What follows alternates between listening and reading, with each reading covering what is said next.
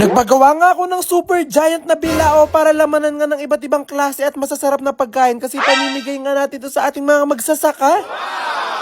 2 linggo nga ang inabot para nga magawa nga itong super duper giant na bilao nga na pinagawa ko kasi sa sobrang laki. Kaya sobrang saya ko nga nung natapos na nga siya, tapos laking gulat ko pa nga nung nakita ko siya sa personal kasi first time ko nga na makakita ng ganito kalaking bilao. Kaya pagdating pa nga lang nitong napakalaking bilao nga na ito na pinagawa ko, hindi na nga ako nagpatumpik-tumpik pa at umpisahan ko na agad na punuin ito ng napakaraming at iba't ibang mga masasarap na pagkain. At ang una ko nga munang ginawa, nagprito nga muna nga ako ng napakaraming mga itlog, tapos sinunod ko na nga rin itong napakaraming mga hotdog. At imbis na nakabahan dahil nga sobrang dami ko nga lulutuing mga potahe nga ngayon, talagang sobrang excited nga ako na tipo sobrang aga ko nga nagising para dito. Talagang madilim pa nga lang nagising na nga ako para ma-prepare na nga namin lahat nga ng lulutuin namin dito sa aking dream kitchen. Kailangan nga rin talaga na maaga nga ito simulan dahil nga marami nga tayong lulutuin, tapos kailangan nga nating umabot nga sa pinaka lunch break nga ng mga nagtatanim nga ng palay. At talagang multitasking nga ako dito kasi habang nagluluto pa nga ako dito, talaga meron na nga agad akong hinahanda para nga sa susunod nga nating putaheng lulutuin. At ito nga po mga putahe nga na naisip ko na lutuin nga po para ilagay nga sa aking super giant na bilao, yung sa tingin ko nga po talagang magugustuhan po nila. At ipaparamdam ko nga talaga sa ating mga magsasaka nga na pagbibigyan nga nito na para silang nasa piyestahan sa sobrang dami nga nilang pwedeng kainin. At talagang hindi nga lang po basta-basta ng pagkain na matitikman nga nila, at sigurado nga ako na masasarapan talaga sila. Maya-maya nga po naluto na nga rin itong baked macaroni nga na niluto nga natin, kaya ihahanda naman natin yung susunod kong lulutuin. Kaya nung natapos ko na nga ilagay nga itong mantika, inumpisan ko na nga rin ng pag-coat nga dito sa isang buong manok kasi gagawin nga natin itong giant fried chicken. Sobrang tagal nga talaga naming minarinate nga itong mga manok nga na to, kaya sigurado ako na sobrang masarap nga to at malasa. At hindi nga lang po yung mga isang buong manok nga lulutuin nga natin, talaga meron din nga po tayo ditong mga chicken wings. At hindi nga lang po basta-basta prito ang gagawin nga natin dito sa ating chicken wings, talaga meron nga tayong gagawin dito na sigurado ako na mas lalong sasarap. At habang piniprito pa nga yung mga manok, niready ko na nga rin dito itong ating mga panghimagas, ito nga mga prutas. At ang mga panghimagas nga natin na prutas ay meron tayo ditong melon, grapes, orange, tas meron pa tayong pakwan na napakatamis. At pagkatapos ko naman nga po sa mga prutas, gumagawa naman nga ako ng itlog na maalat na merong kamatis na merong sibuyas. At nung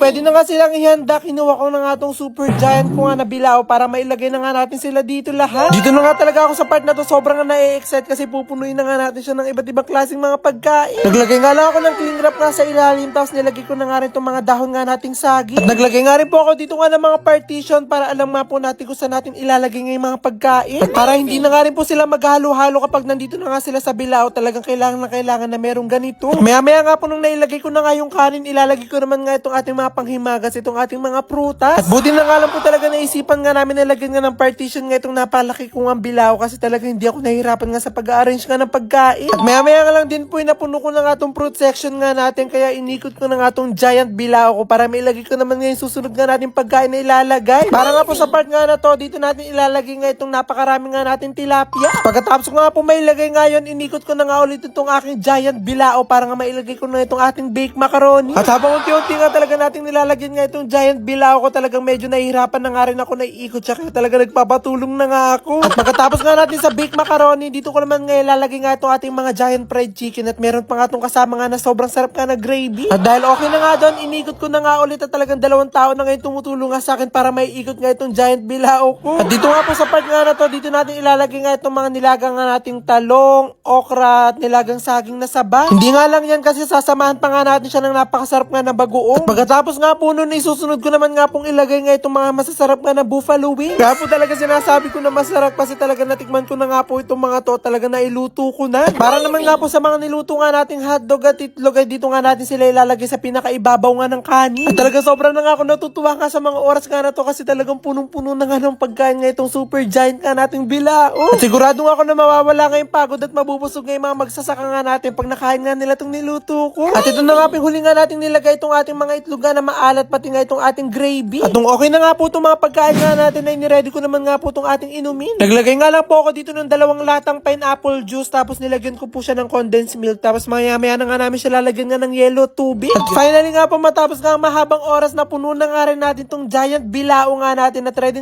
na nga itong ipunta sa ating mga magigiting na magsasaka. At maya-maya lang din po yung nakarating na nga kami doon kaya dali-dali na nga binuhat ng aming team kasi hindi ko nga po siya kaya buhatin nga ng mag-isa dahil nga sa sobrang bigat niya talaga. At pagdating ko nga po doon talaga naabutan ko pa nga sila na nagtatanim pa nga ng palay kaya sinabi ko nga na mag-break time muna sila dito para nga talaga matikman nila itong mga niluto kong pagkain. At doon nakita nga nila itong dala-dala ko talagang kitang-kita ko nga sa kanila yung excitement at talagang tuwan-tuwa talaga sila. At doon nakita ko nga po talaga yung mga reaction nga nila talaga napasabi ako na worth it lahat nga talaga yung pagising ko ng maaga, yung pagluto ko na sobrang daming pagkain, talagang worth it lahat. Sobrang saya ko nga kasi kahit papano ngayon nabusog nga natin sila, talagang napasaya. Amazing! Pwede palang gawin to kapag nawala yung isang battery ng remote nyo kasi tignan nyo yung gagawin dito. Ayan no.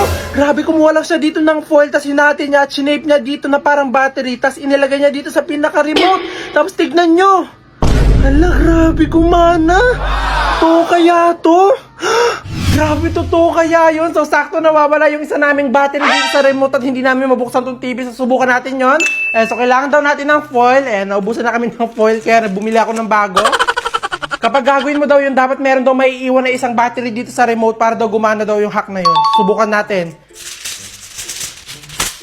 Titilas tayo ng foil. Tapos, isi-shape daw natin tong foil katulad itong battery. Amazing! Yung kakasya dapat talaga dito. At sana nga talaga gumana nga to para hindi na nga ako lumabas nga ng bahay para nga bumili ng extra battery kasi kanina pa nga akong inuutusan ni mama. So ito na, naayos na natin tong foil. Ito na rin yung battery. So ilagay na natin tong isang battery na natitira dito sa remote. Ayan. Tapos ilagay na natin tong foil. Amazing! Ayan. Tapos sara na natin. So tara, subukan na natin. Ayan, so buksan pala natin para makita nyo talaga na wala tayong nilalagay dyan na isang battery, talaga yung foil lang. So open na natin. In 1, 2, 3.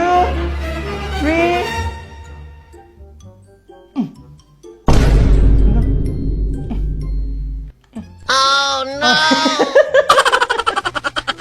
Ganito lang pala yung gagawin para mapatunayan kung tunay yung mga honey na nabili nyo. Kasi tignan nyo, yan no. Grabe, nilagay niya yung honey sa lagayan, tapos nilagay niya ng tubig at inalug-alug niya. Tapos oras na maglabasan din yung mga boxel, ibig sabihin tunay yung honey. So tara, subukan din natin siya sa sakto. Meron nagbenta sa akin ng honey noong nakaraang araw at natabi ko siya. So ito yung honey na yon. So unti na lang siya kasi nagamit na nga namin. So subukan natin na panood natin na sa TikTok at titignan natin kung legit tong honey na nabenta sa akin. So let's go. So maglagay na tayo ng honey. Ayan. Ayan. So, ganyang honey yung nabenta sa amin. Maglalagay na tayo ng tubig. 1, 2, 3, go!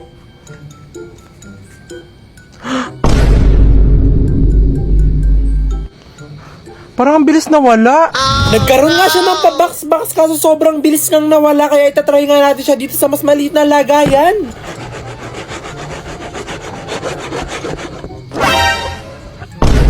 Sa tingin nyo, legit ba tong honey na to na nabenta sa amin? Comment nyo nga po.